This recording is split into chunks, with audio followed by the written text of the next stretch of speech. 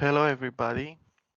So, my name is Stefan Rareștereacă, and today I'm going to talk about my part of the final report at blockchain and crypto, the module. So, let's start with the first. This is the table of contents. Today I'm going to talk about my parts, which is the introduction, use of cases, and trends. So, let's start with the introduction. So, my part was to make an introduction of the report. And basically, after everybody wrote their part, I just had to read them and make an introduction for all of us. Now, going further, I'm gonna talk about trends of CBDC. So, as you can see, the first one is a shift in the trend. So, basically, between 2014 and 2021, cash usage in Europe fell by nearly one third of its past years. So this tendency threatens to marginalize even more the single source of the central banks or public money in money economies, forcing the central banks to reconsider their position within the monetary system. The second one will be a growing interest in privately and digital produced assets that indicates that the central banks may be facing a great competition nowadays. And according to the sources and after my research, a significant proportion of worldwide are actively trading in transactions, owning digital assets, and and notably, this is very high in the emerging economies all around the world. So the third trend will be that some central banks see their positions as innovations within the market. So CBDC at the same time can improve the traditional cash usages by lowering the cost of cross-border transaction costs and increasing the financial inclusion. So because of this, central banks may guarantee that these strategic debates take place in a public forum by leading the design and process articulating the use cases. So the fourth trend will be that many central banks are attempting to increase the local jurisdiction.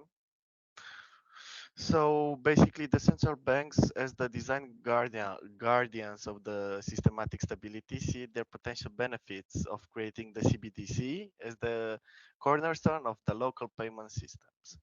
So now I'm gonna go forward with the next slide, which is gonna be the uses. So now I'm gonna talk about CBDC may be deployed under the first use under a variety of technology models. Wholesale CBDC primarily serve as financial institutions. An example, Project Ember and CBDC linked with the smart contracts. So let's start with the first one. So basically, it is possible to administer CBDC even though the central bank agents, as well as to distribute the digital ledger technologies. Decentralized technologies are not required because of the CBDC can administer both via central banks agents and both via the digital ledgers at the same time. In addition, they can exist as a pure digital entities or as physical devices such as cards or phone or wallets. So now I'm going to talk about the second uses. The wholesale of CBDC primarily serves financial institutions, both banks and non-banks, and big corporate treasury centers with the goal of improving the efficiency settlements, both payments, securities, both domestics and both cross-border at the same time.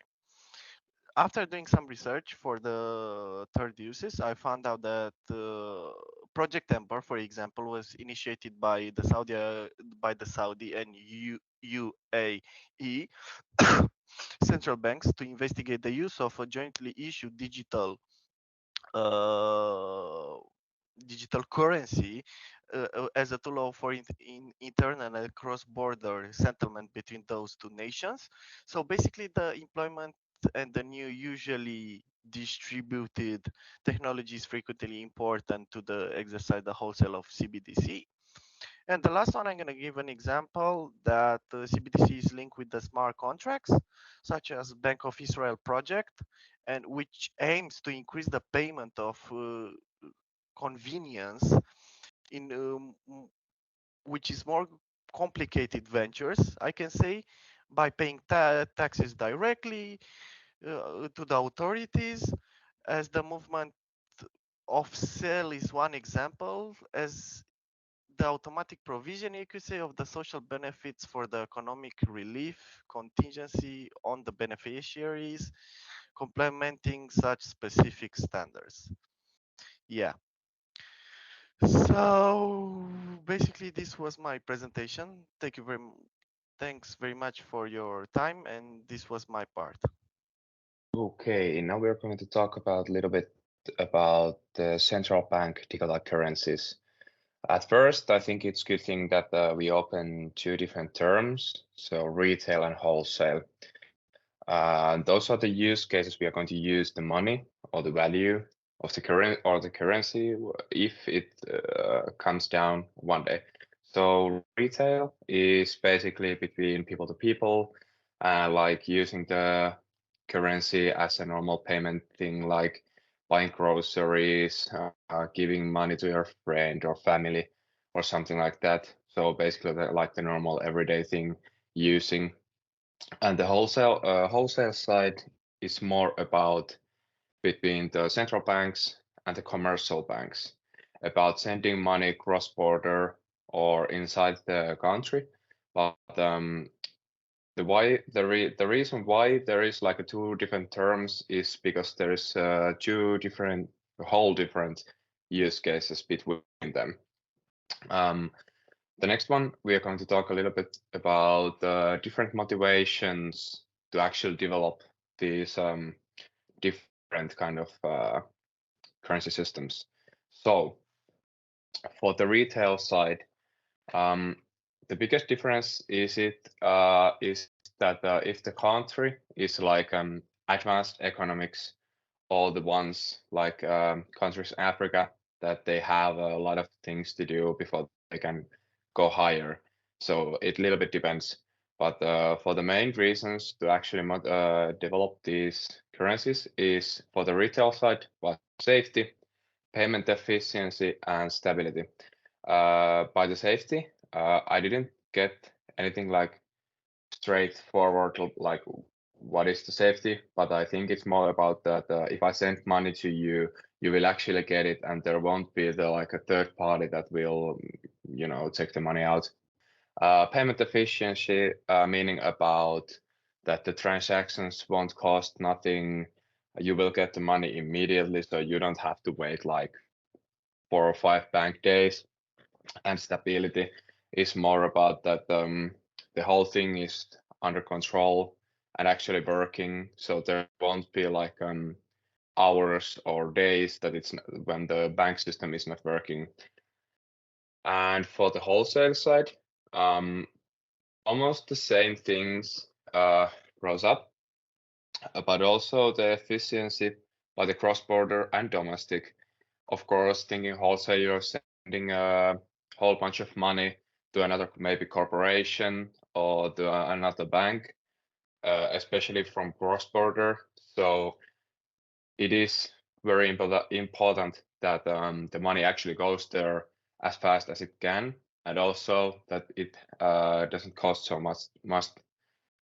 Safety and stability for the countries that are still developing was a huge thing. Of course, I understand if they don't trust the bank and monetary system in there. So, and if the bank network isn't working as good as it should. So, of course, it is an important thing that it's working all the time. You can get your hands on there every time of the day, of the year. So, basically those things.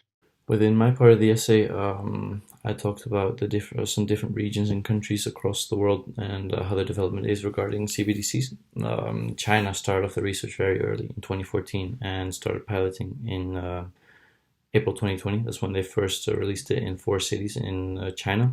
Test seemed successful, and they decided to then move on to a few more cities, and today it stands at 23 cities, including Shanghai and Beijing. So they've moved from the tinier cities to rather large and developed cities themselves. Um, Currently, there's 261 million wallets created in order to use the currency. However, of course, it's difficult to say whether one person has one wallet. Of course, there could be multiple wallets for one person. So it's easy to say that less than 18% of their country could currently be using their CBDC, which is still very little. There's still quite a lot of development left to do. Within the EU, the central bank only started launching the digital euro project in 2020. It's already 6 years after China, meaning that they are years behind, but they have very clear purpose behind the creation of what they would call the digital euro. Starting off by stating that the decline of cash and resulting in public money losing its role as a monetary anchor in Europe. And due to this purpose, they are concerned that the removal of such a strong monetary anchor would create confusion on like what should be considered money.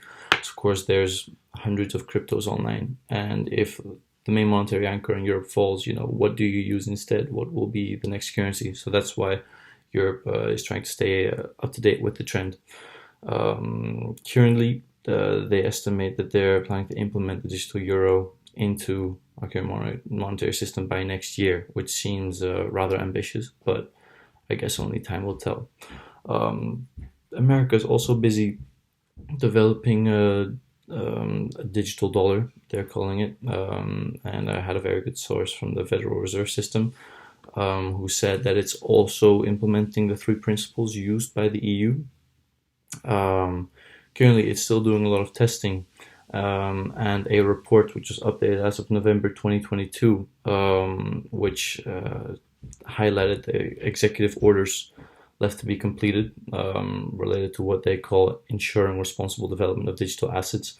It shows that they still have to deep dive into the protection regarding privacy, consumers, investors, and markets, which for China is also a big thing. They say that privacy is a big thing with their currency in China, just like the US, but whether we can trust either of them, of course, is a great question. Now, the least developed out of all of them is Africa, with exception to Nigeria, who've already launched their crypto. Of course, it's also because they have the highest GDP in Africa. They are quite a developed country compared to quite a lot of the rest of the countries. And the main issue with issuing a CBDC in Africa was the high costs that seemed to be involved with it. Currently, there are still a lot of other infrastructures, they said, that still have yet to be developed, and it will take them a lot of time to get all the infrastructures first in place, because much of their technology is also still a lot less developed than that of Europe. So generally, for Africa, it'll still take, assumably, the longest out of the 4 in order to have operational CBDCs present within the region. Hi, my name is Matvey, and we'll talk about the need to issue CBDCs. Money is an essential element of the economic system, and physical cash and non-cash money have traditionally been viewed as the main form of modern fiat money, and electronic money is a type of non-cash money that has arisen as a result of the development of financial relations. And the development of digital asset markets and the decline in the popularity of physical cash among economic entities in developed countries required the central banks to determine the directions for supporting digital processes. And one of such areas is the issuance of CBDCs.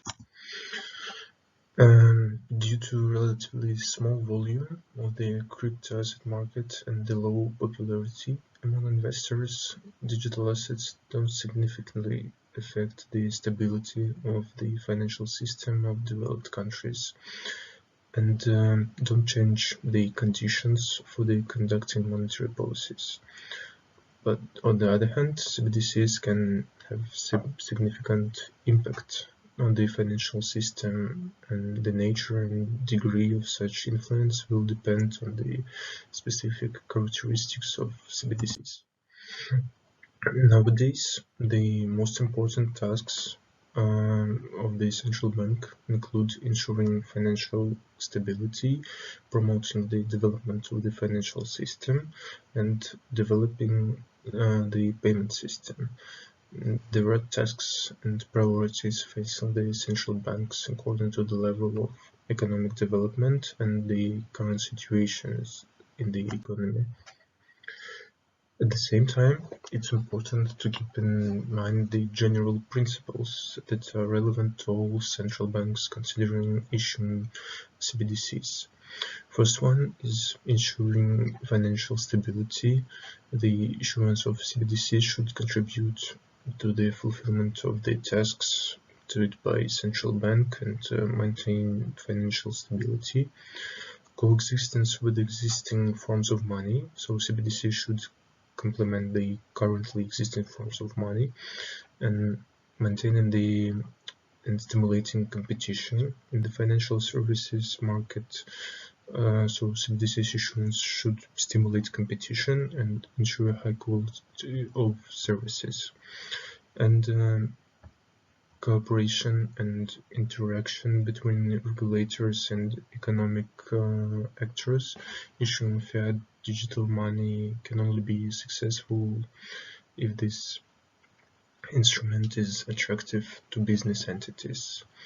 And the last one, ensuring information security. The issuance of CBDCs involves the creation of infrastructure capable of protecting potential users of digital money from cyber attacks and other forms of security threats. So CBDC issuance involves also country-specific factors and the level of development of the financial system and consumer preferences. Such competitive advantages implies the availability of CBDCs for consumers, wide opportunities for using it in the payment and settlements on an equal basis with other forms of money, low cost and ease of making payments, and the equivalence of new digital form of money with existing forms, and the ability to transfer money from one form to another. The issuance of retail CBDCs by central banks and launch of stable coins based on fiat money in developed countries can create additional risks for developing countries. If such CBDCs and stable coins are successful, the payment system created on their basis may represent additional competition for the currencies of developing countries. And in the absence of financial stability and distrust of economic entities and ongoing monetary policy, the risks of a mass withdrawal of economic entities from the national currencies of developing countries will increase. This highlights the need to ensure financial stability, create an attractive environment for doing business. And if CBDCs projects are successful in developed countries, it's also preferable for central banks in developing countries to be ready for their release. Thank you all for your attention and your time. This is the end of my part presentation and the end of our presentation.